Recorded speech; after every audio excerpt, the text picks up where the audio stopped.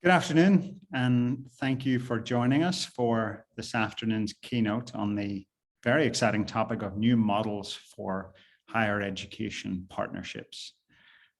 Firstly, let's do some introductions before we get into the detail of the overview today. My name is Ryan O'Hare. I'm the Chief Executive Officer of Keypath Education. I have the good pleasure of looking after the Asia Pacific region. My background is almost entirely in online education, and Keypath are an OPM. You might be asking what an OPM is. Well, we'll walk you through that in this session. But firstly, let me pass you over to my co-host, Maria. Hi, everyone. Welcome. My name's Maria Spies. I'm the co-CEO of Hole and IQ. We're a market intelligence platform deep in the education vertical. And we track all the interesting things that are happening in education and edtech and investment. And so I'm really looking forward to unpacking online partnerships and partnerships at university level today with Ryan. I'm going to start off today's presentation just by zooming out a little bit and talking about what's really happening in higher education. If you're in education, and probably you are watching this presentation, you already know that things are changing, definitely in the post-secondary space. There are shifts occurring. And so what we've done is look at the sort of strategic shifts that are underpinning some of these changes, and globally as well, and particularly all through different regions, including the Asian region. New credentials. So shift number one is all about new credentials. We are seeing a shift to more sort of shorter, more flexible credentials from different providers, not necessarily traditional universities. And they're being valued in different ways by learners and by employers. So the first shift is about all new credentials. The second shift is around the way in which education, and particularly post-secondary education, is getting much, much closer to work, the world of work. So higher education, work and skills are increasingly interconnected. They're increasingly being integrated. And this is causing some shifts in the way in which we're starting to think about, for example, degree programs. The third strategic shift is borderless education. And so there are new forms of competition with online learning. The border doesn't necessarily stop where the national borders stop. And so we're seeing new models and public-private partnerships between universities and, for example, OPM organisations and those organisations that help universities go online or do other things. They're becoming much, much more popular. We'll be talking about that in a second. Value chains are starting to change. So competition is changing in higher education. And the last strategic shift is around omni-channel learning. And this is where, really accelerated by COVID, what we're seeing is universities and other higher education providers needing to and wanting to deliver on campus and deliver in hybrid models and deliver online, and sometimes deliver all those three options for students at the same time, so omni-channel. And these are the sort of key things that are swirling around in higher education at the moment. And if we move to the next slide, universities are making big strategic decisions. So they're having strategic conversations about, how do we move into this new world? Do we buy something? Do we build it ourselves, or do we partner? So that sort of classic strategy conversation about buy, build, or partner. There are different circumstances. It depends on, their current levels of capability in digital, for example, or how risk averse they are as to which strategy they go with. But these conversations are being had all around the world. And the one we're concentrating on today is the partner type option for universities. And partnership options, if we just jump onto the next slide, are being had all through the student life cycle, from demand and discovery, and that is thinking about what products universities are going to or what courses they're going to offer, designing those courses for online or hybrid. How do students experience that all through it's not just about what happens in the classroom, but all the things that happen outside the classroom need to be also digital if people are online. And then, of course, the very important part of work and lifelong learning. So if you think about a student life cycle, there are different types of partnerships. So OPMs are one of those types. MOOC MOOC models are also acting as OPMs and helping universities go online, or for example, bootcamp models, which is sort of short, intensive, often tech skills related, but not always. And so they deliver those short course options for universities or with universities. So the point here is that there are buy, build, partner decisions to be made. And if partnering, then thinking through the whole life cycle for students and what type of partnerships are available. And when we think about OPMs as one of the biggest sort of partnership types, so jumping onto the next slide, OPMs are online program managers, and they are companies that help universities transition or deliver new or existing courses or programs, degree programs in online formats. This is a very, very fast growing market compared with the whole of higher education. So this circle chart you see here, the very outside ring, the red ring is the size of the global education market, $7.3 trillion. It's very big. Post-secondary education, which is higher education and vocational, $2.3 trillion of that. And then if you look at the whole online degree market, it's $117 billion. And that's growing, growing relatively fast at 17%. But the OPM market is $13.3 billion of that. And that's growing at, something around 20% now. So of all the overall higher education market, online programs are growing the fastest, and in different types of models, the OPM model for online programs is growing even faster. And so this is telling us globally that universities are thinking more strategically about partnering with others in order to accelerate their delivery of online programs. And they're doing that all around the world. So that is a very fast growing market. If we move to the next slide, we've been mapping these partnerships over the decade, really. And you can see on the right-hand chart, I know there's a lot going on in this chart, but if you see the right-hand chart, this is the online program partnerships, so OPM partnerships with universities globally. And I think what's really interesting about this chart, firstly, you can see the shape of it, right? That sort of says it all in terms of the growth. And this means that universities are actively, increasingly opting for partnerships to accelerate their objectives around growth and around servicing their current students, frankly, especially given COVID, of course. But you can see in 2021, year to date, that spike in partnerships, and the green sort of sections there are international. So US is traditionally been a strength, the largest market for these types of partnerships.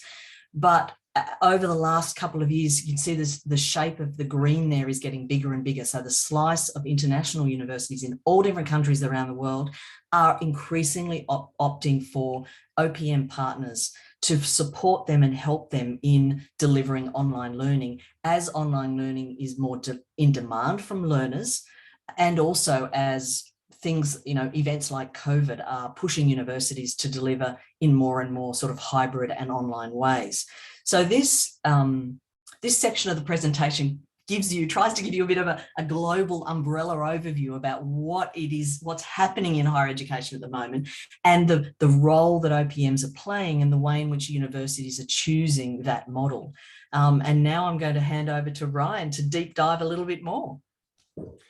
Thank you, Maria. Fascinating insights, very, very compelling. And I should say you always have such great and powerful visuals and designs. I maybe should have gone first here. Everything I've got to show is always going to look so underwhelming compared to Hold On's data. But nonetheless, I'll try and walk you through what OPMs do. So incredible growth, as Maria has alluded to. Why is this happening? And what do OPMs like ours and so many others bring? So what do they bring to the partnership? Well, I have the good fortune to lead one of those businesses. So I would say lots and lots and lots. But really the intrinsic value of an OPM, I believe, boils down to three things. Firstly, delivering to online students at scale around the world in differing courses, programs, disciplines, time zones, and modalities. That's not the traditional university model that we all know. Most of the universities that we, or all OPMs, work with have a long and illustrious history of face-to-face teaching, of being on campus. They don't necessarily have one with online students. Delivering online well at scale isn't about building some fancy courses and putting them on their LMS. It's about building an infrastructure and an ecosystem to support learners everywhere, from initial interaction to engagement, to access, to quality, to delivery. And so one of the foremost reasons for partnership is actually mitigating the risk on the university's perspective from doing this badly. They don't want to damage their reputation to students all around the world from delivering an underwhelming education experience. And that's where the partnership piece comes in. So both the university and the OPM get to focus on their core competencies. We recognize that we bring individual strengths and intellectual property, as does the university. This is evidenced in many places in the co-creation piece, but especially through the course design process. So the university brings the curriculum, the faculty, the academics, the subject matter expertise, and the OPM brings the intellectual property around the online student, the user experience that they would expect, how to service busy adult learners all around the world, and how to deliver this at scale to thousands and thousands of learners everywhere quickly. The strength is in bringing those two complementary features together. And lastly, and significantly, this is about expansion and growth. OPMs are typically there to drive high volumes of new students into new online programs for the university. This takes significant expertise and investment from a marketing, data, and student recruitment perspective to do so from the outset and over multiple years.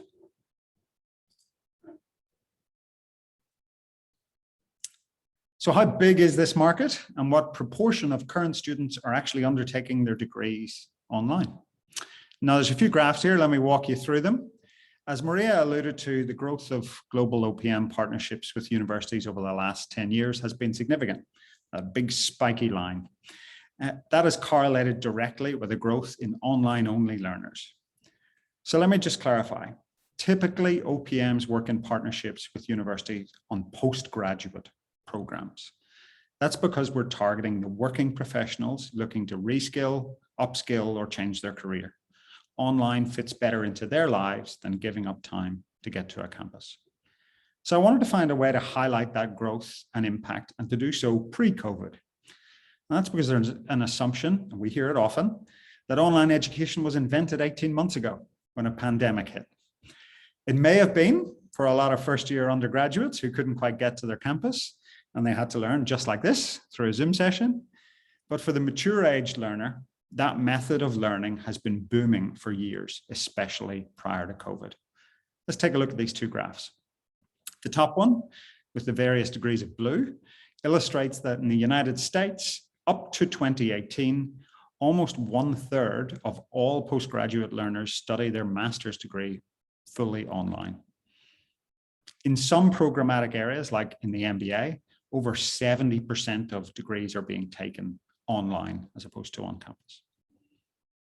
The bottom graph, my own home country of Australia, where I'm coming to you from this afternoon, where in 2018, again pre-COVID, for the first time in Australian education history, more students decided to commence their postgraduate study online than through going to a campus.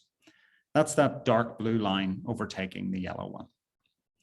The implication there for all academics, faculty, universities going forward is that if you're going to build a new master's degree, you need to assume that the majority of your audience will want to take this online as the preferred mode of study rather than going to your campus. It's quite confronting. Those blue and yellow lines will unlikely ever cross over again.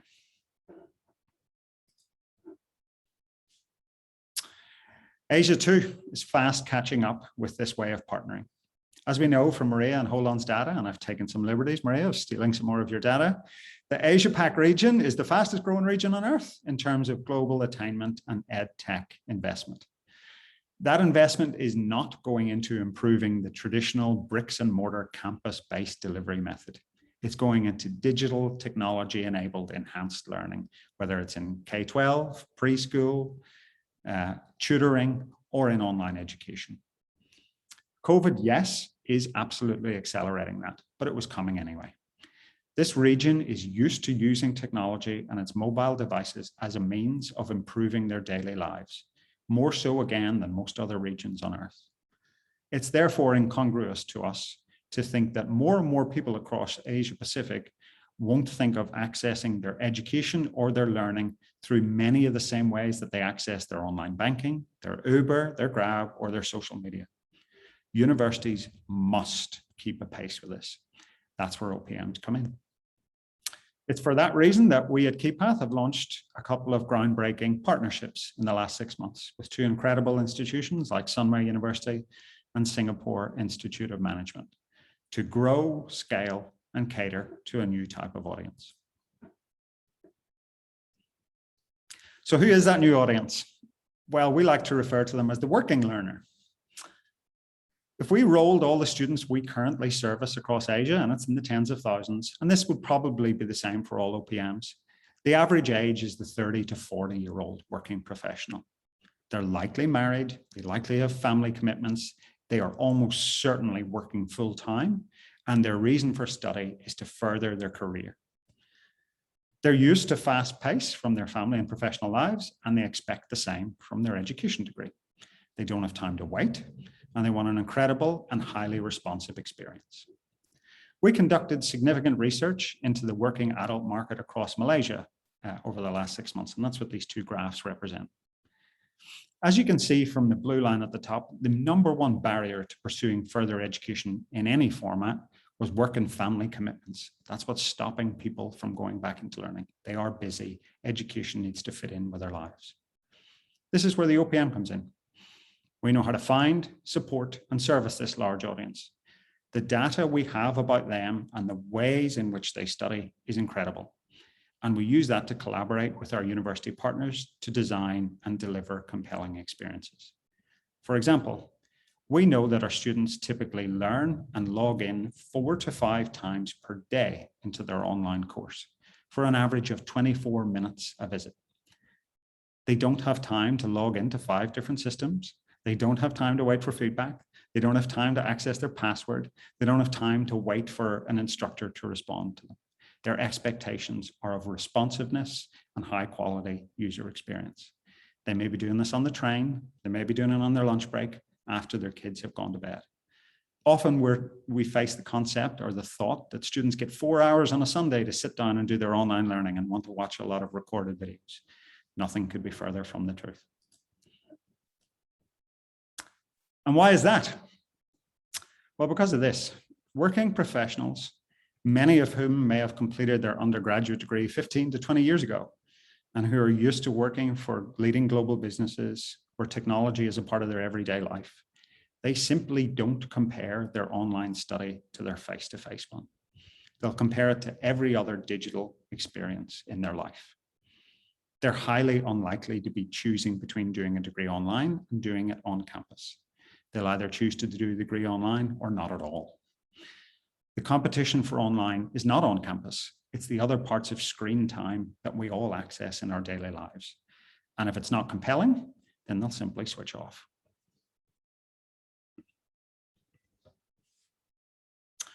Which brings us to the last value in the partnership, the co-creation and leveraging of the university and the OPM's strengths.